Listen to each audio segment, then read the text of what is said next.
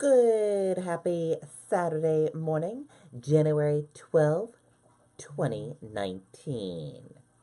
I'm Riley King. Welcome to this possible new news programming show that will be coming to the Riley King Network. We might have it and we might not, but this is our first episode slash trial run. So after watching this video, everyone, let us know what you think about Good Morning New Hampshire, and should we keep it or should we not? So let us know. Hopefully you enjoy watching the first episode of Good Morning New Hampshire. Let's begin. First up, retired police officer, wife killed in wrong way crash on Route 101 in Epping. Let's take a listen to this video from WMUR News 9, Tim Callery.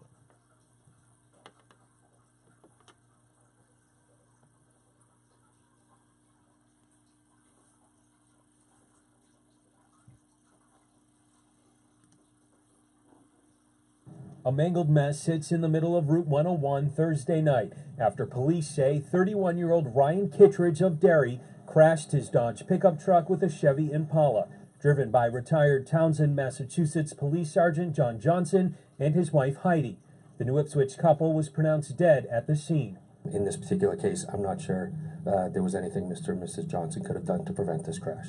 Kittredge was flown to Mass General. He is expected to recover. It appears Kittredge was driving west, made a U-turn on the same side of the highway, and began heading east before slamming into the Johnsons head-on. It is evident, or it is apparent, that impairment was a contributing factor in this crash.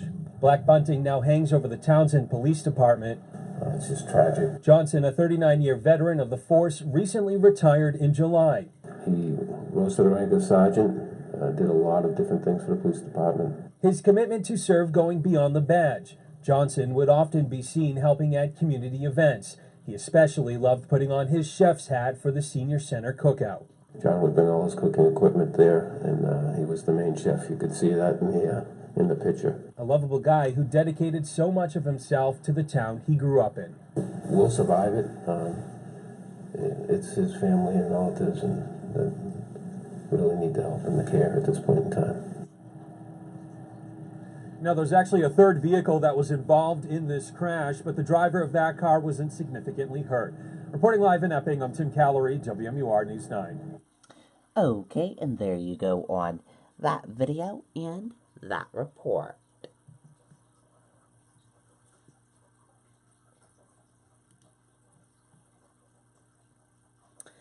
Ice castles closed Friday and Saturday due to power outage.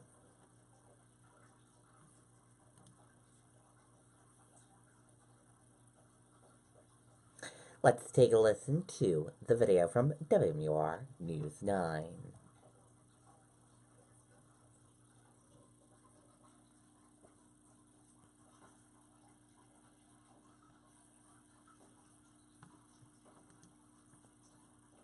We had plans to visit the popular ice castles in North Woodstock today. You need a plan B. Due to an unexpected power outage, they're closed today. They did send out text messages to people with tickets saying that if you need to reschedule, you can do so online once they post the new opening dates. No word on how long the power outage is expected to last. They were supposed to open for the season yesterday. Okay, and there you go on that video and that report. And as soon as we get that information when they will reopen, we will be sure to share that information with all of you.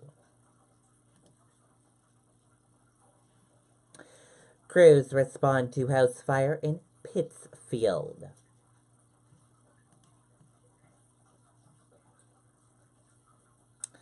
Let's take a listen to the video from WMUR News 9.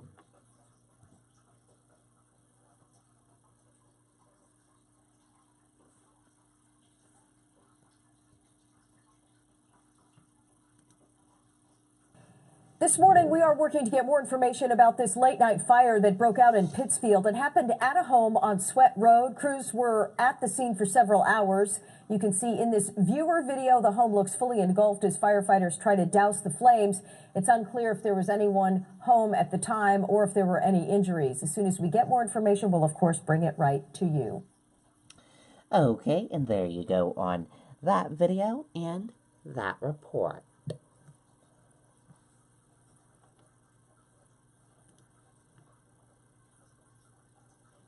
Body found in river in Tilton.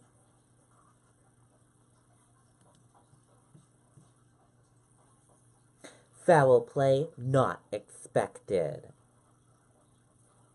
Foul play is not suspected in the death of a man whose body was found in a river in Tilton on Friday, police said. The body of an adult male was found in the Winnipesaukee River at the Claremont Dam, police said in a press release. An autopsy is set to be performed on Sunday. The man's identity was not released because officials were still working to notify his next in kin.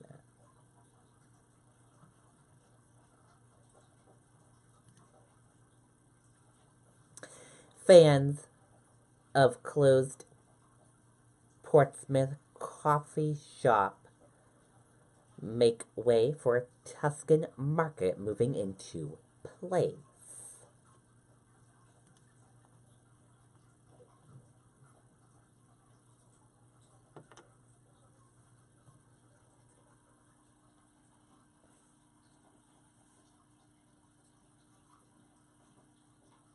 Let's take a listen to the video. 5 years in business, last week Breaking New Grounds in Portsmouth's Market Square closed its doors. Locals lamenting the loss of the popular casual gathering spot. Ralph Galt met friends there nearly every day. Then everybody kind of panicked and said, all right, where are we going from here? But Portsmouth has no shortage of coffee shops. He's adjusting at Elephantine Bakery with some concerns that the old spot is becoming a Tuscan Market. I thought we're going to lose the charm of Breaking New Grounds, possibly. New owner Joe Farrow says that charm is what he's going for, like his Tuscan Market in Salem. Our vision is to create a very rustic, artisan Italian, pastry shop, cafe, deli, trattoria. It's outdoor seating. I only ask that people wait and see. The Tuscan Market on Route 1 has closed, prepping for the move. Farrow with a rendering of the exterior.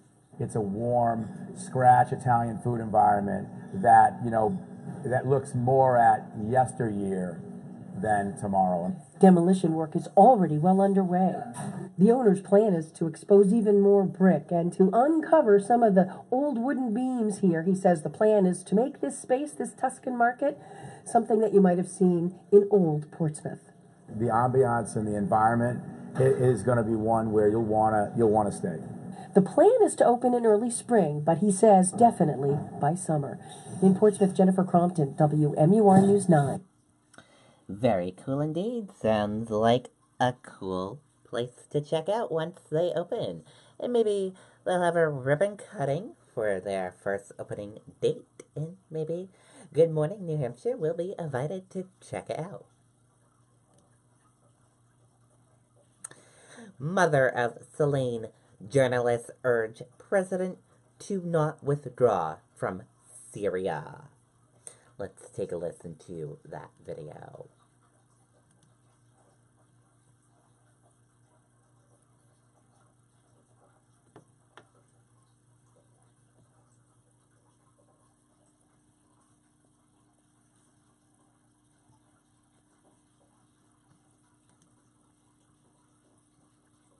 Those foreign fighters, those people responsible for the horrific murder of Americans, to be allowed to be set free. So Senator Jean Shaheen and Diane Foley, whose son Jim was killed by ISIS fighters, are sending a message to President Trump in the form of an op-ed piece in the Washington Post.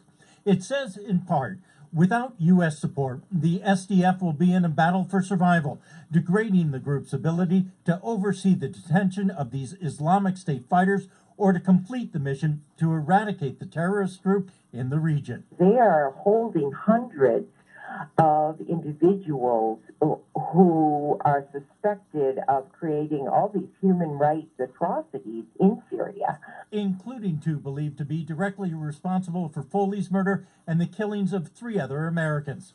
The Syrian Democratic Forces, or SDF, a mostly Kurdish militia, has been the U.S. partner in the fight against ISIS. They're concerned that without U.S. support, that they may not be able to continue to hold those fighters. Shaheen and Foley believe that if the accused terrorists are able to gain their freedom, it would be a major miscarriage of justice. Impunity for these monsters would be a tragedy, especially after so much progress has been made on the case against James' killers. The U.S. National Security Advisor has pledged that the U.S. will not leave Syria until ISIS is defeated and the Kurdish forces are protected. Both the Senator and Mrs. Foley are hoping that is the case. In the studio, Ray Brewer, WMUR News Now. Okay, and there you go on that video and that report.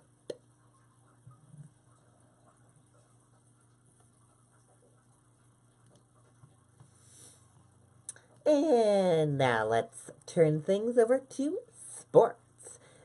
Berlin beats Bedford 10-2. Let's take a listen to that video from WMUR News 9, Jason King.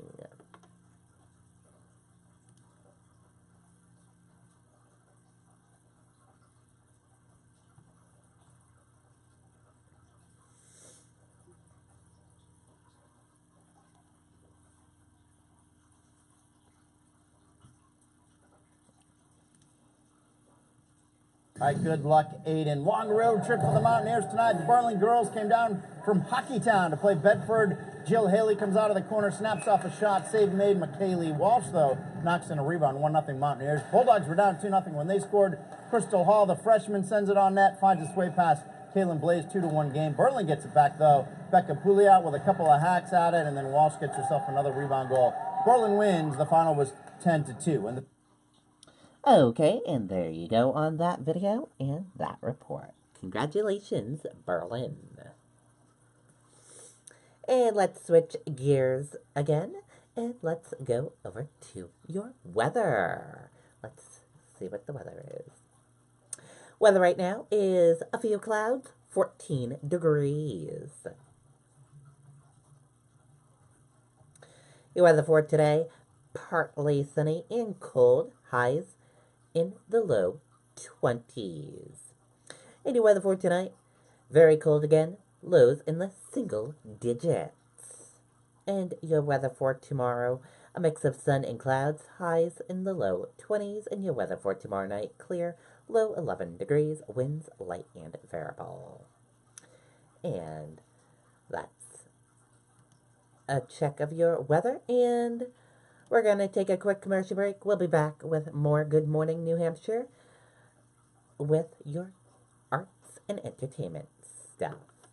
We'll be right back. Don't go anywhere. We're going to be taking a quick commercial break, and we're going to leave you with this live look right now. Take a look at this beautiful live look of the Portsmouth Harbor, and it's a windy, cold, chilly one there. We'll be right back, everyone.